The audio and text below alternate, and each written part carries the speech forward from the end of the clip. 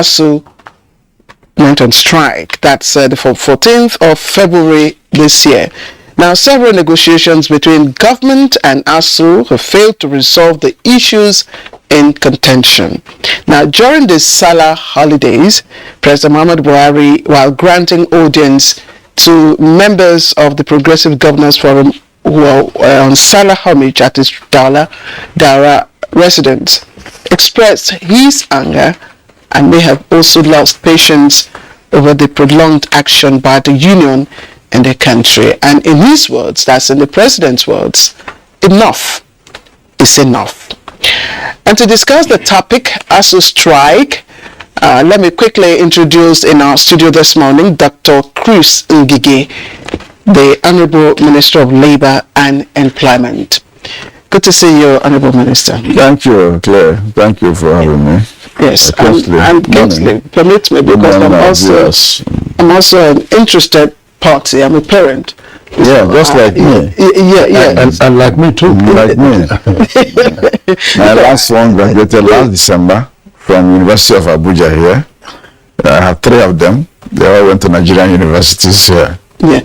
So, Honorable Minister, these I've spent longer than usual. Of course, they read medicine for 8 years instead of 6 years, which I read.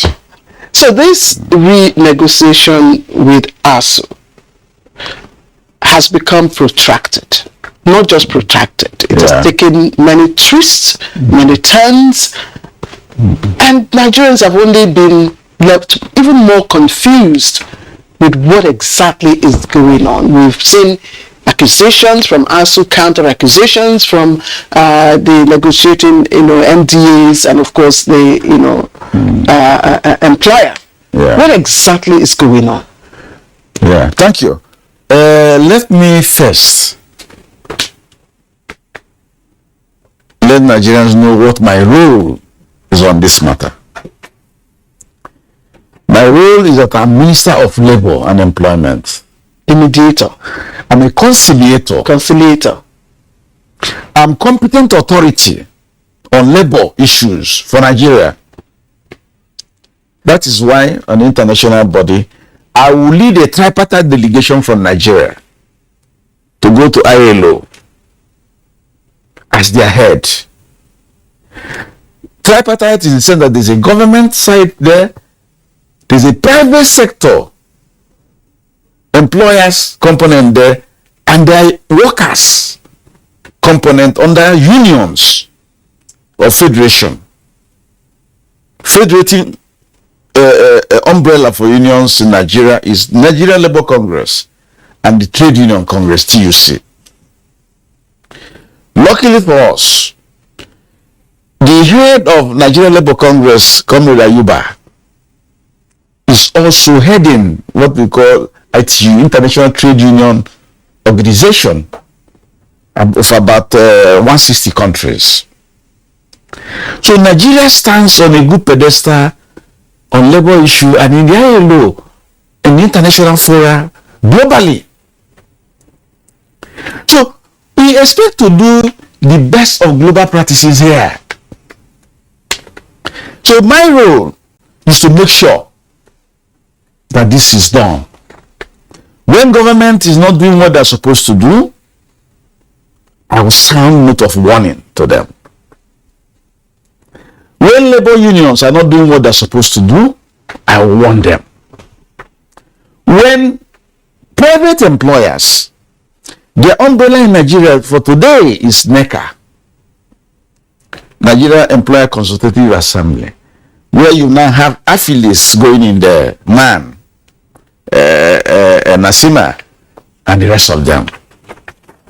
I also will warn them. If you need advice, I will advise them properly. Now, as a conciliator and a minister, you now can see that I'm wearing double cap.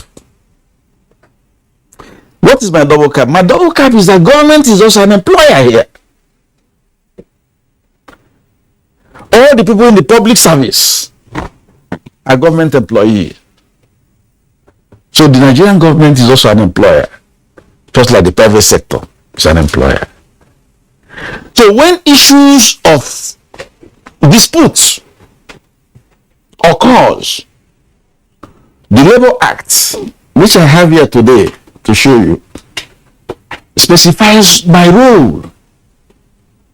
I have roles here. I have some inherent powers here. My first role is that in the ministries, agencies, and departments of government, we have to advise them properly on how to discuss with their workers so that there will be no dispute that will spill over.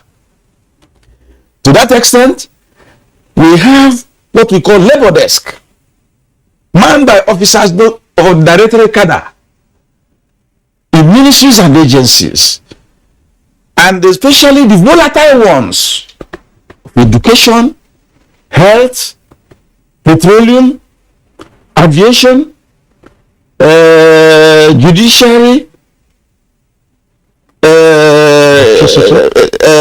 environment, agriculture. These are where we post our staff to assist those people.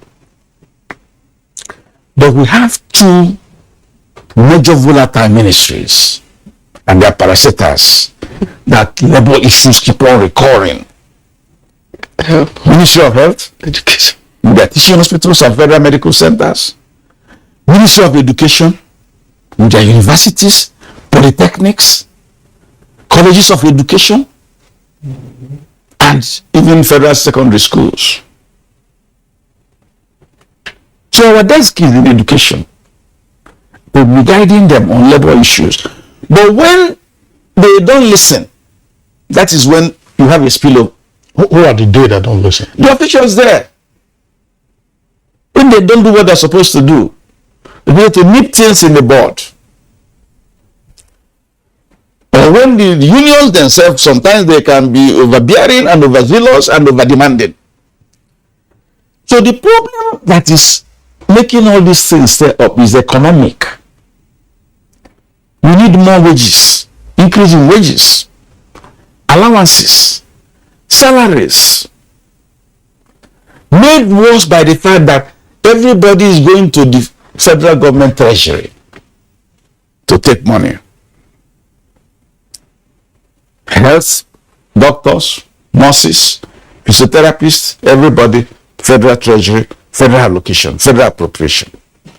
Education, university teachers, university workers, polytechnic teachers, college of education teachers, all, even the education centers. So this is the issue.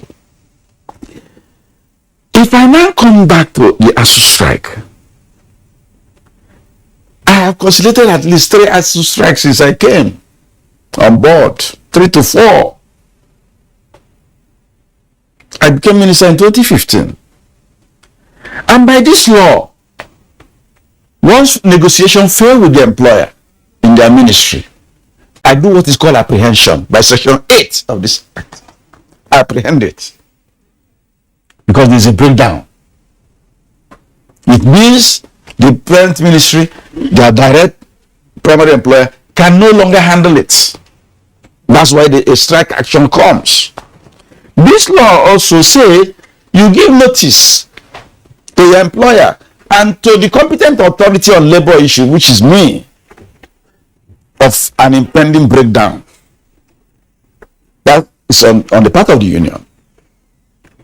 You also give warning or advance notice, 21 days for essential services, 15 days for normal people, of intention to go on a strike. So when I apprehend and bring everybody to the table, I am in a position to know what each side is saying. I will be in a position to know what side has not done properly. I'm in a position to know who is saying untruth. If government side says untruth, I will know because I'm part of government. If the union say what are not obtainable, I will also know because they have to present me the documents and evidence, and we exchange it. So some people now ascribe to me as having powers to do what those parent ministries should have done. No, it's my job. My job is when there is a breakdown now and a dispute. Having advice before from the deck in those places, I now have to apprehend, bring everybody back to the table. What does this law also say? This law also say that once I apprehend, everybody goes back to status quo. Negotiations are on. You go back to your work. That's what is here. It's not my law. It's a law of National Assembly of Nigeria. We need to take some time because yes. So with regards to ASUU, where are we exactly at the moment? Where we are exactly is that ASUU started a strike on 14th of February. They did not notify me. They did not give the 15 days or 21 days notice, whichever is applicable to them. Even though that the Trade Dispute Act classified them as being essential service. I had to apprehend. What then was the utility of their so-called warning strike? There's nothing like warning strike. These are semantics. They use it to deceive the general public and deceive themselves and deceive the government. But there is no warning. A strike is a strike. But I thought we've passed. So what I'm saying, let me land. You have me as a question. I have to clarify it for you. By 22nd of February, I apprehended the strike and brought them to the negotiating table with their prime ministry. ASUU says we have 5 issues out of the 2020 memorandum of action and understanding we signed in December that have not been done. 1, they say the visitation panels set up to go to universities, even though it's been done. The white paper, they want the white paper out. 2, they want their EAA and academic allowances and revitalization fund 3 to be looked into again because they think is due. 4, they want a payment platform, University UTAS Transfer Account Solution, UTAS, deployed immediately. That NIDA has been testing it for some time now and they're not no longer happy that they want it. Finally, they want a renegotiation of the 2009 agreement. When you hear that renegotiation of 2009 agreement, what it means is that they reached an agreement with the government of the day that time for renegotiation every 4 or 5 years of their condition of service and other matters ancillary thereto. Condition of service is salaries and wages, and maybe leave, sabbatical, and all the others. That's what it is. It has been renegotiated in 2013-2014 election year, and that was when they signed that they will be giving ASUU 220 billion every year for revitalization, culminating in a 1.3 trillion. They signed it. I think one permanent secretary signed it for them. They ended up paying them 200 billion. That 200 billion were being paid in tranches, and of course, that 200 billion was taken from that fund, which is still an education fund that even belongs to educational institution in the tertiary sector. So the money didn't come from the budgetary allocation of the country. So in effect, there was no new injection given to them. Zero was paid to them. So in 2016, when I became minister, government said, we will show you good faith that we will pay, that we believe in it. But we have to look for other sources of funding to be able to pay, because National Treasury cannot carry it. But we pay 30 billion as a sign of good faith. Set up a committee to give us additional sources of funding. The committee couldn't do much because they proposed stamp duty, they proposed this, there were no go areas. So this renegotiation now is one of the issues. We cashed out with finance, bringing their evidence to show that in 2021, they remitted 40 billion for earned academic allowance to the universities. They remitted 22.127 billion in December 2021 for the 2021 EAA. The one of 40 billion is for 2020. They also showed evidence that they paid 30 billion for the revitalization fund last year, about 97.2 billion. They wanted to reconcile the account of revitalization. It was still ongoing. ASUU said they're okay with that. But that their 2022 should also be calculated as they are doing that one. So we went up with that one. Visitation panel, education, set up a committee, the white paper committee. They did their, the president have signed up and approved that the gazette. That one is off. Two issues now. Outstanding. Outstanding. One is UTAS. As they are doing UTAS, the other university unions, SANU and NASU, wrote us last year and said we have also gotten our own platform for payment of our members. Different from IPPIS. Different from IPPIS. Different from UTAS. And different from UTAS. They now said, even if UTAS is 100% good, which it is not for now, whenever it attains 100% and is going to be deployed, we will not go onto it. We deploy only lecturers.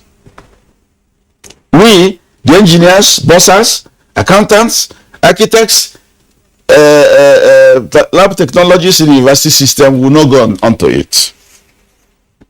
That was the situation. Therefore, in the negotiation we are doing now, the conciliation we are doing now, we agreed jointly, based on ASUU's demand, that the three systems should be tested. UTAS, UPPS, which the other ones they call UPPS, and IPIS, which, as you said, is not good for the country, and that their system, if ever deployed, that we will have no need for IPIS because it will work better than IPIS. And in the spirit of local content, we asked President, why don't we test them? These people are Nigerians and they say they have discovered something. So it is not even a mandatory thing to do for them. It's a privilege. A privilege. Because in this law, and in law principles at work, no employee can dictate an employer how he or she will be paid. You can't. You can't. So they made it an issue for going on strike. A privilege. And this privilege was supported by people like us who believe in executive order 3 and 5, local content. But they now use it to go on strike. The testing is ongoing. By the first time that we were on the table, NIDA, the body recognized for it, returned a verdict and said, usual acceptance. Utah scored 98%. Integrity section. Utah did not pass. Vulnerability tests. It can be hacked into by hackers and is a premium platform. If you add 2 zeros on a million, it becomes billion when hackers enter. It did not pass also what they call stress tests. Stress tests for traffic. The volume of people you can carry without breaking down. I'm not a computer expert. So they wrote this report to me and I forwarded it to ASUU and forwarded it to education and finance. These are the things. Acting still as a conciliator. Conciliator, that's my role. So ASUU replied and finance replied. Education didn't reply. But we got them on the table with NIDA to sort out their differences and move forward. He said, leader, you can assist them. Tell them areas where the thing is not measuring up. Everybody agreed. But they were still on strike as this was going on, which is wrong. Because I have already apprehended. And by section 8, you should go back to work.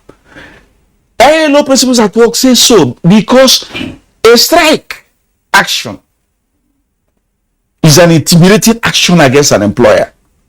See, Honorable Minister.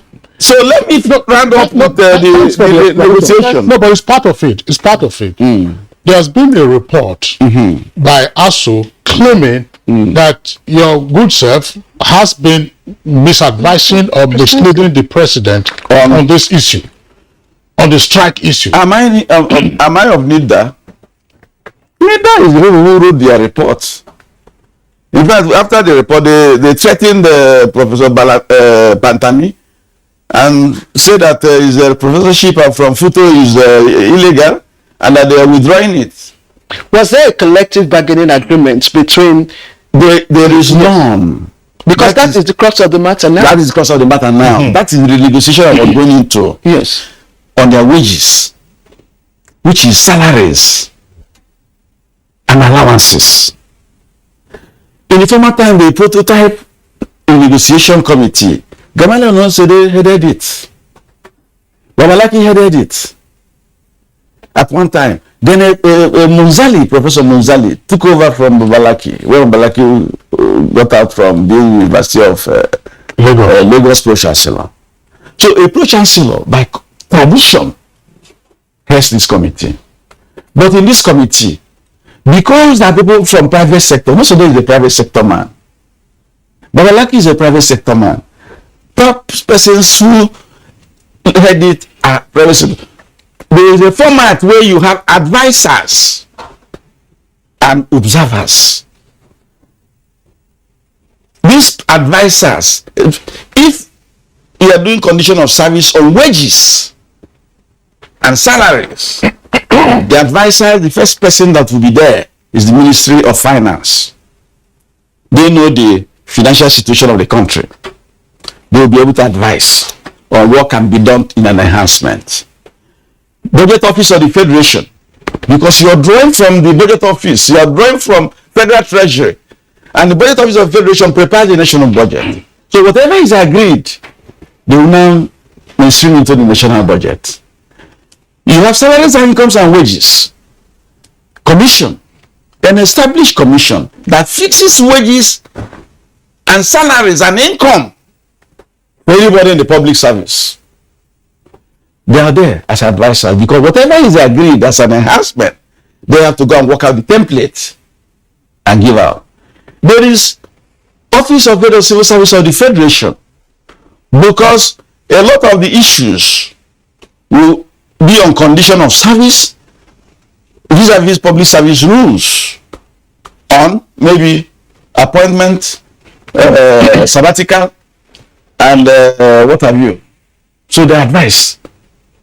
So that government rules are not breached. Of course, you have my ministry there. They advise on labor and also observe. Observe it and report back. For education, you have Education Ministry presenting their staff and National University Commission presenting a member, because they are the university, they are overseeing the universities for Ministry of Education as a parastatal. So this is it. And this committee, Manzali put a report last year, and for some strange reasons, or I don't know what it is, education did not touch the report. And when ASUU brought it to my notice, I called Minister of Education and said, this report will be in your ministry. You were ill for a while, yes, and traveled out of the country, but the Minister of State was there. A permanent secretary was there. It then told me that a new committee is coming. That Manzali himself had finished his tenure. That there are certain things raised in that report which requires them to interrogate Manzali, but they cannot do so anymore. So they're putting up a new committee. I said, fine, put it up. We agreed on the table with ASUU, and a new committee was set up. That's the one headed by Professor Briggs. Professor Briggs, a pro-chancellor. Two.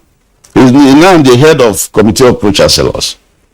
With these advisors, 2 meetings, the advisors reported back to their respective principals that they didn't want them to talk in the meeting. They didn't want them to advise them. And that they have gone ahead to fix salaries and wages. Salaries and Wages Commission called me. Budget office called me. Everybody was calling me, look, this committee is not functioning with the full ingredients of a committee of that nature. And I said, no, well, let us leave them to do their work. They are coming up with only recommendations. And proposals are recommended. Why did it not function with the full complement? Because they drove the people away. Who? ASUU, yes. They said they were being uncooperative and obstructive. So they now left pro-chancellor and professors to discuss with ASUU and fix wages. But how is it possible that ASUU can drive, using your words, I don't know. MDAs and I don't know. You can ask them. I don't know. It's a question for them. But what you are saying is that the advisors were not part. They were not part of it. They didn't function. No, they didn't function. Obviously, they were frustrated out or something. They were told to recuse themselves. And that's what the observer from my ministry reported. Okay. My director of trade union services, and reported to me that as they were recusing themselves, they were fixing wages. Look at the wages they fixed for themselves. What's the total sum we're looking at? This report is from Salary, Incomes and Wages. I didn't manufacture it. I had ASUU people saying I manufactured figures. If you want, I read it for you. I can give it to you. The first thing says, the Renegotiation Committee, ASUU, FME, ASUU recommendation in respect of salaries, allowances, and conditions of service, and the draft proposal, FGN ASUU. Government side meeting here, office, the proposed cost implication by the BRICS Renegotiating Committee, Federal Ministry of Education, ASUU, will cost FGN an additional 560 billion. Additional. On top of what is being earned now. 109% to 185% increase for CONWAS. CONWAS is the ASUU's wage structure. And CONTIS. CONTIS is for the other workers in the university. At parity.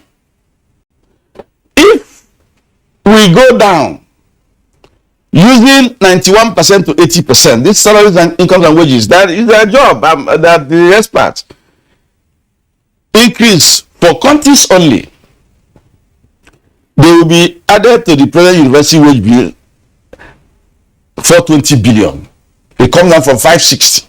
If you reduce that of the countries, which are the other unions, SANU, NASU, technologies, and it will come down to this. And you add it to an existing 405 billion, you are talking about 800 and something billion additional. Annual. And when you add it on the present 3172 billion, you are talking about a trillion plus. Each year For universities alone. And the total wage bill, personnel cost now, is in the region of about I'm told about 3 point something. Out of which the universities, the education facilities and health are taking 50%. So as we are discussing this, we have on our table wage increase requests from medical doctors, nurses, physiotherapists, and other people under JOHESU, Joint Health Association Union, waiting on the table. So what's the way out now? Because the way out is the government will offer what they can do. That is what is in the principles of wage renegotiation. Is government willing to pay the backlog to the lecturers? There is no decide to call off which to pay the strike because government stopped their salaries. That's what they say. There's a section here, section 43. I can read it for you. It's not manufactured by NTA. Very quickly. Very quickly. Section 43. You can read it, madam. Read section 43. No, I don't. You don't have your, okay? Yes, there's a section 43 here. This is a special provision with respect to payment of wages during strikes and lockouts. Notwithstanding anything contained in this act or any other law, where any worker takes part in a strike, he shall not be entitled to any wages or other remuneration for the period of the strike. But this is an unusual and any such period shall not count for the purpose of reckoning the period of continuous employment, and all rights dependent on continuity of employment shall be prejudicially affected accordingly.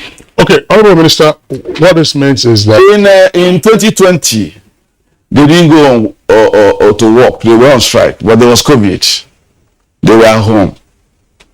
They even refused to teach virtually and feeling that it's part of the strike.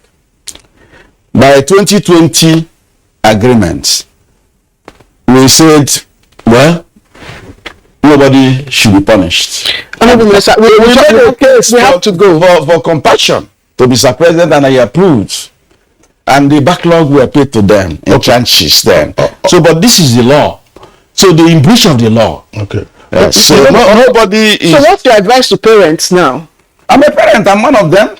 We have to be pushing government, pushing ASUU. You mean you don't have a graduate, someone who has graduated abroad? Because every day we see on the social media. I am not. None of my children went abroad. My daughter went to University of Lagos, College of Medicine. Her name is there on the rolls there. She did very well. She qualified last September. The boy went to College of Medicine here at Gwagwalada. He graduated in 2020 December. The first boy went to Oka, or the Odumegujuku Teaching Hospital. Okay, all right. And so I'm affected as you. Yes. My foundation. We have not seen your photographs. You know, posing with any of your children. No. At graduation and then. No. So I'll send you more. So no problem. So, Honorable Minister, this is a conversation we're going to return to. Next week, we are pressed for time. You have an announcement to make next week. Say something. I want just to say a word to the parents because they're watching now. What's your advice to the parents in less than 30 seconds, please? And that's the parents is that we shall all talk to our brothers and sisters who are members of ASUU. I have two professors who are my cousin and others, and give them the true picture of what is happening because their leadership is painting another picture for them. They say there's an agreement waiting for president to sign. There is none. Honorable Minister, next week, we want to produce an agreement by bringing everybody onto the table. Honorable Minister of Labour ability to pay, capacity to pay. I'm sorry, we have to end it here. We have to leave it at this. Dr. Chris Ngige, Honorable Minister of Labour and Employment, thank you very much for coming to give us more details about what's going on with the ASUU strike. Yes. And that's how it's been on Good Morning Nigeria. Today we're pressed for time. Kingsley. Big time. That's thanks a lot for being around. Join us again on Monday, same time, 7 o'clock in the morning. I'm Kingsley, it's not a law. I'm Claire Adilapo after that. Goodbye.